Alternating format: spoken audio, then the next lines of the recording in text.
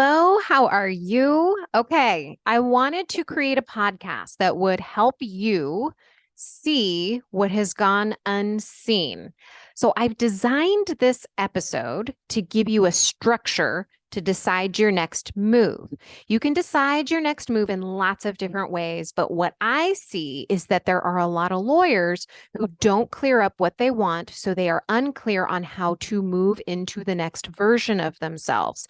It's true of lawyers, whether they work for someone else or have their own practice. So, as I walk you through this structure, this process that I've created for you, I want you to think about the questions that I pose in a way that serves you and where you are right now and where you want to go. Whether I give you an example that is exactly spot on to what you're currently experiencing, I want you to really imagine that these questions are going to take you to the next level when you start thinking about them in the context of your life. If you are driving or you can't write these questions down fast enough, I want you to go to the show notes at dinacataldo.com/249. You can get the transcript there. It's going to have all the questions laid out, and then you can just use that as your structure for 3 days, which is how I've broken this down into so that you're not doing it all at once. I want to give your brain the opportunity to digest these questions and your answers over a period of time so that you can come up with new answers for yourself. And this episode is really for lawyers who don't feel like they have anyone to talk to about their next move. A lot of lawyers I talk to, and I used to be one of them, don't feel excuse me, they don't feel like they can trust people in their office, or they run their own practice and they don't have anyone that they can bounce ideas off of. This episode is for you. So this is what I would really like to see you do with this episode. I want you to block out 3 mornings or evenings to do this work. Let the ideas from one day sink in, and then let each day's work percolate to help you think more clearly. I've broken this podcast into 3 days, so you can sit and answer these questions, do it in writing. I know you may enjoy typing, a lot of my clients do, but there's something more tangible about writing that helps us think and retain information differently. You can do whatever you like, but I will offer that to you. Okay, so day 1, here are the questions I want you to ask yourself. First, what do you enjoy about your current position? Do you enjoy working with people, teaching, managing people, crafting arguments, writing briefs, brainstorming ideas with colleagues? Write down everything you enjoy, no matter how trivial you think it is. Question 2, are there any skills you have that you wish you used more? Negotiating, streamlining processes, researching. Question 3, is there anything you want to do, whether in or outside of your practice, that you're not doing currently? For me, that looks like doing more speaking engagements and appearing on more podcasts. It also looks like focusing more on growing my YouTube channel. What is that for you? And if you do have other interests, the next question is, what skills would you need to learn to do those things? It may look like self-promotion, feeling the discomfort of going to networking events, learning how to hire and fire people, learning how to manage people. What are you going to need to learn to make the desires you outlined in the last question happen? So that's it for day 1. In day 2, I want you to reread your notes from day 1 and ask yourself, does anything else come up for me here? And then ask yourself, what do you wish was easier? Do not hold back in this section. This may feel like it evolves into a complaint fest, and I usually discourage that. But for purposes of this exercise, it's important to see everything that you're thinking. So write it all out. Then reread this entry and pull out just the facts. Now, there are no emotions in facts. I know that a lot of people would disagree with me on that one, but there are no emotions in facts. So there is finding the perfect person because it's just so darn impossible to find them. Or there's hiring people. One's dramatic, one is simple.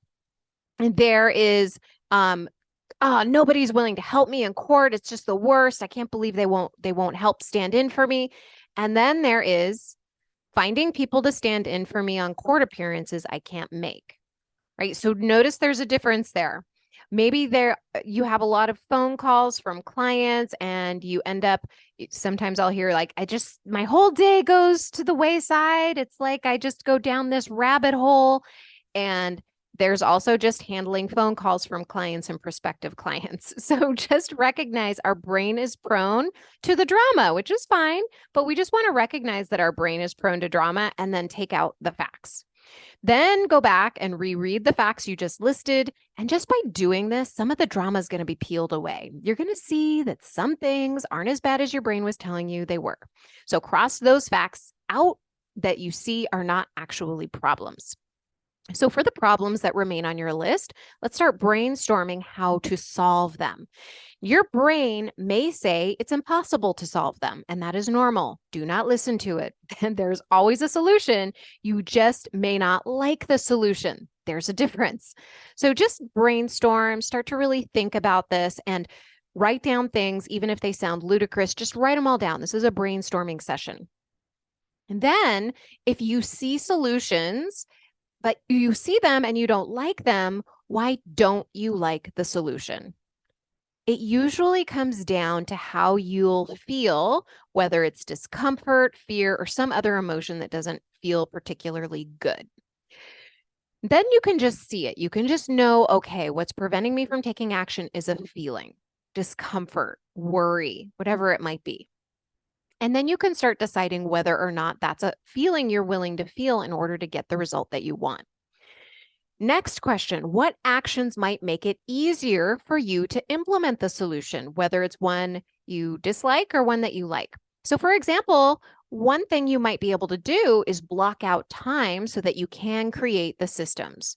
So that you can then hire somebody, because it's very difficult to hire somebody and then have no systems. You're kind of just teaching them on the fly. You can do it, but one way that is much more calm, much more grounded, and it comes from a more calm and grounded place, is planning ahead of time, knowing exactly how you want to walk someone through your processes and knowing your processes ahead of time. I was working with a client on this recently, and she was really thinking about, what does she need to know now? What's an evaluation process that I want to walk my potential hire through so that week by week, I can tell them ahead of time what my expectations are. And then at the end of the week, say whether or not they have met those expectations and give them a very clear reason why. And then take that structure and bring it into the next week. What are the expectations I have for them the next week? What trainings do I want to make sure that they are taking? What independent work do I want to make sure that they are doing while I am doing other things and they still have the opportunity to ask me questions? So if you think about these things ahead of time, it's like laying the groundwork for making the bigger decision of hiring someone.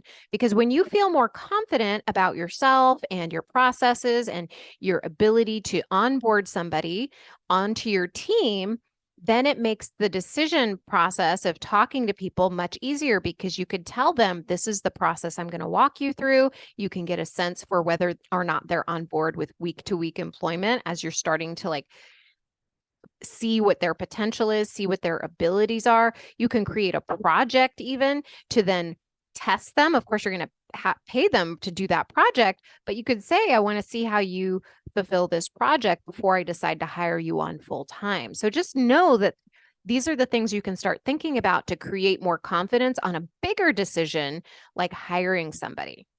You can do things like setting time aside to research best hiring and firing practices in your state, outline exactly what you need for the position that you're looking to fill, those kinds of things. Because when you have that solid foundation for yourself, you will then be able to go into the hiring conversation much more confidently. And then why do you think you haven't taken these steps before? Whatever it is that, fits your example, whatever thing that you were figuring out would make it easier for you to implement those solutions. Why do you think you haven't taken that step before? This usually comes down to what you believe, either about yourself or the world around you. And this example's just been coming up a lot in my coaching sessions, which is why I'm bringing it up. So, for example, you may believe there's no good people out there, so you don't take any actions to attempt to find one or even do the research to try to find one. That's not the real problem. The real problem is how you are thinking about what you think the problem is. Don't make me say that 10 times fast. But when we believe our brain that it's impossible to fill in the blank, right? We don't look for solutions. And I have talked to numerous attorneys who have told me there's just no good people, right? There's nobody they can find. And they haven't even thought about going to services that actually do the vetting for you or how to hire someone in a way that doesn't have them putting all their eggs in one basket, or to find somebody who works remotely because there's so many remote options now, or finding like a part-time person who's going to help them with one particular task that's difficult. Like their brains can't even go there because it's so focused on this is just impossible. It can't be done. A very normal response of our brain, but we have to get in the habit of ignoring what our brain thinks is possible because it is just wrong all the time. Just assume your brain will tell you a lie, then get to work problem solving to prove it wrong. The next part of this, I want you to start brainstorming the possible solutions, right? The possible solutions to your problem. What are they? Have them all laid out, right? Because now you're kind of refining here. You had like your big picture, all the solutions that you had, and now you're coming down to what are the solutions I want to focus on. And so now you have this list of solutions. I want you to pick one to implement. Do that one and then pick another one and another one and another one and so on. All right, that is day 2. Day 3. Okay, let me talk to you about days one and 2 real quick. They were really about getting clarity on what you like and don't like about what's currently going on in your life and your practice, and creating practical solutions that will help you feel better right now. But what if, even if after you've done all of that, you know there's still something else happening, that you don't feel fulfilled, that you're not progressing the way you want to in your career, that you aren't making as much money or impact as you want to with your life? Well, day 3 is about getting clarity on your next move using the information that you've already established in days 1 and 2. So answer these questions for yourself. What do you want? How do you think you would feel if you had that already? What do you think would be different in your life if you felt that way now? What do you think is preventing you from having that right now? If you believed you could 100% have that life, have that goal in your hot little hand, would you take action on making it happen? If not, why not? If yes, why would you? This is the why that you're going to keep coming back to over and over again when things get hard, because things will inevitably get hard. You won't want to do things. You will have setbacks, and you will keep coming back to this why. Put it on a Post-it note, put it on your computer. Make sure you're looking at it anytime you get discouraged. When we haven't taken action on a desire, it's because we don't truly believe we can have it. A couple episodes ago, I talked about having belief before action, and I will link to it in the show notes. I want to give you a heads up. This process will feel uncomfortable. Your brain will want to walk away from the paper. It will not want to answer the questions. It will tell you to do it later. Do not let your brain run your life. Take 20 minutes and concentrate on this. This is really going to help you. A few more questions I want you to ask yourself, but I wanted to give you that heads up because our brains will rebel because these are not easy questions, right? And that's why it's so helpful having a mentor to really keep asking these questions over and over again in a different way so that your brain can start to just answer them. But you can sit down, you can do this. They're all in the transcript. All right, a few more questions. Why do you think you haven't accomplished this goal right now? What will you need to let go of to accomplish this goal? What's one piece of this that I can implement now? Because what's going to happen is when you start answering those 2 questions I asked, why do you think you haven't accomplished this now? And what will I need to let go of to accomplish this goal? You're going to come up with a bunch more ideas. You're going to have all kinds of crazy things that happen, and you're going to have some actions you can take. And I want you to just ask yourself, what is one piece? What is one action I can take that I can implement now? Is that short-term solution, because this is just going to be a short-term solution, right? We're not necessarily going to hit the goal right away. We just kind of want to understand where our brain is on this. Is that short-term solution worth the time slash money slash energy to you? If so, why? The reason I'm asking this question is because sometimes we will want to make a shortcut because we think it's a good idea. So for instance, we might decide, I'll just keep going with this employee example that's been going through the podcast. So we might decide that we want to answer the phones for the next 2 months instead of making a hire. And that might be a solution that we want to make, but we want to understand why. Is it coming from fear and that we're putting off hiring an assistant?